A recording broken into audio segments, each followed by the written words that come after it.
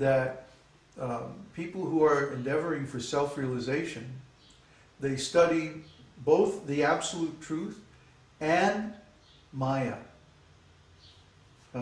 They study both the spiritual things and material things. Why? Because you have to know, let's say for example you're studying how to play the piano. You have to know what is the correct music to play, and you also have to know all the mistakes. What does practice mean? Practice means you're free to make mistakes. So it's like you have to discover all the wrong moves, how to make all the wrong chords, so that in the end you'll be able to play perfectly without really even thinking about it, because your hands are so trained to just go in the right places and make all the right moves. You've already made all the mistakes. So our practical study of Śrīmad-Bhāgavatam, or Vaishnava philosophy, involves actual work for Krishna. It's not just enough to know the theory.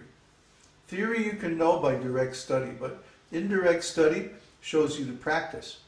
And in the practice, there'll always be mistakes. That's the nature of practice. By practicing and making mistakes, then you come to the perfect stage. And that's our goal. Okay. Question from Peter. So, the ontological position of these verses correlate with the beginning of Krishna book? How do these contents fit into the context of Krishna book? Who said that they correlate with the beginning of Krishna book? Peter. That's the question. That's his idea. Yeah, I mean, where did that idea come from?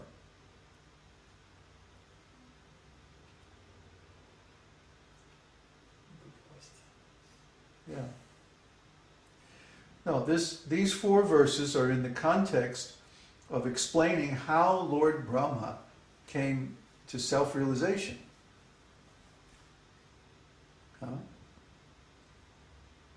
In the 2nd canto, is similarly, that story is in the context of the bigger story, which is narrated in Śrīmad-Bhāgavatam, of the whole creation. Which most of that is in the 3rd canto, in the detailed form. Some in the 2nd one. So the actual context is, how does God make the material creation? Why do we have to know that? So we know how to get out. If you're caught in a maze, trapped in a maze, if you have a map of the maze, then you can figure out how to get out. If you don't have a map, then you're just lost. Trial and error. So in the material world, we're stuck in this maze of illusion. How do we get out? We have to know how it's built. If a mouse is caught in a trap and he doesn't understand how the trap works, he can't get out. He's finished. And similarly, if we don't understand the structure of this material world, the relationship between ourselves and the world and Krishna, we can never get out. We're trapped. Śrīmad-Bhāgavatam gives the whole detailed story of creation so that we understand how this thing's put together and how it works. Then we can think about getting out.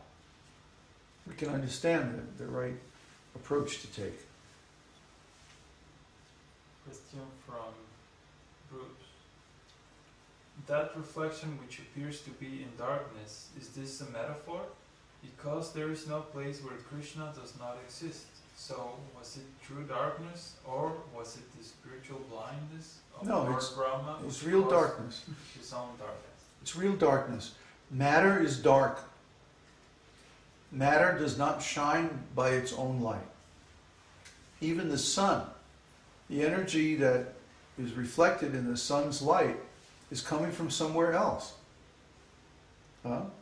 If you study plasma astrophysics, you can understand that the energy that powers the sun is coming from the center of the galaxy. And even that is not the actual source. The original source is Krishna. And everything that appears to have any energy is simply reflecting Krishna's energy. They're not sources of energy themselves. So this material world is dark. If we turn out the lights and the sun goes down, it's going to be dark. The objects in this world are not self-effulgent.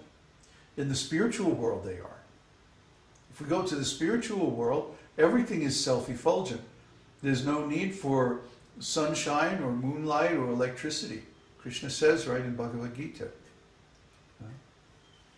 So that's the difference between spiritual world and material world. That these objects in the material world appear to be in darkness. It's literal darkness.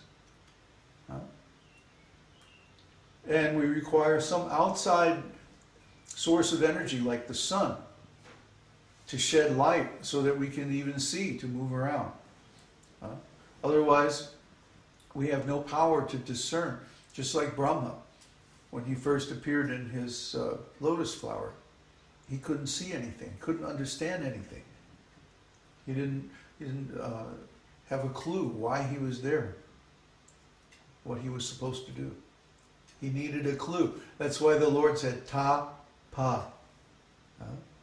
Oh, okay, I should do tapasya. So we should take that same clue and do tapasya until we find that self-effulgent spiritual world. And we find that through Krishna. First of all, by examining our own consciousness, we understand what consciousness and the soul are. And then if we can understand the soul, we can understand the super soul. And by approaching the super soul, then we can understand the spiritual world, and so on and so on. So, any other question? No question? No question about the university?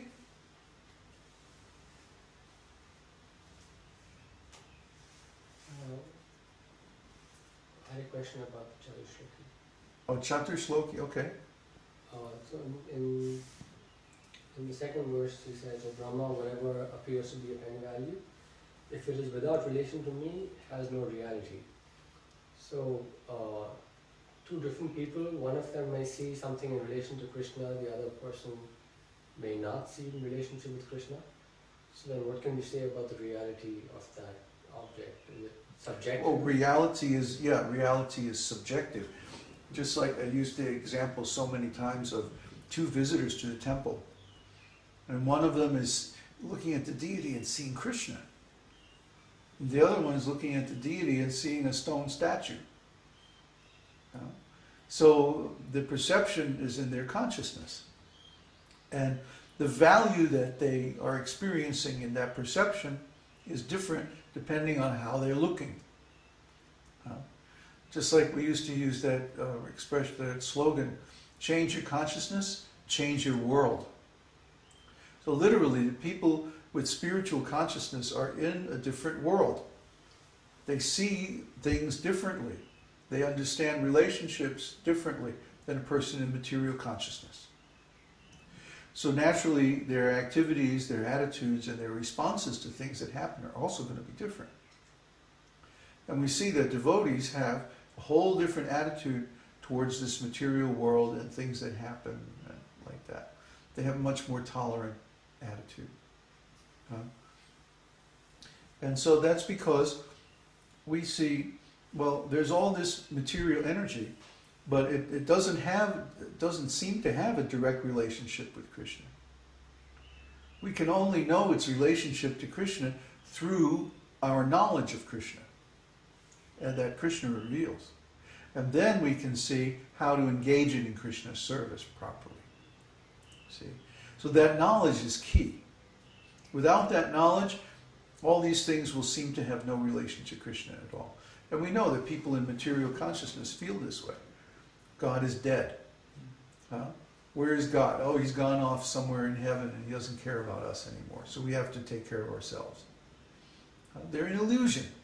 They're not seeing the actual reality. Well, we know that God does care about us and is present, because when we trust him and we act in that way, we find that he takes care of us. So our experience is different, our attitude is different, our view of the world is different. We don't see anything that doesn't have relation to Krishna. See? It's all in the consciousness. So he's saying to those people who are in material consciousness, if you see something that apparently has no relationship to me, it has no value. Don't give it any value. It's not important. But it could have a relationship to Krishna with different eyes. Yes, it could. Huh? Just like we were last night, we were fooling around taking that song, that Oh Hari Bolo, Bo, Bo, Bo. I'm gonna start a kirtan, gonna start a little kirtan. I used to do that down the lake. I was sort of singing classical music.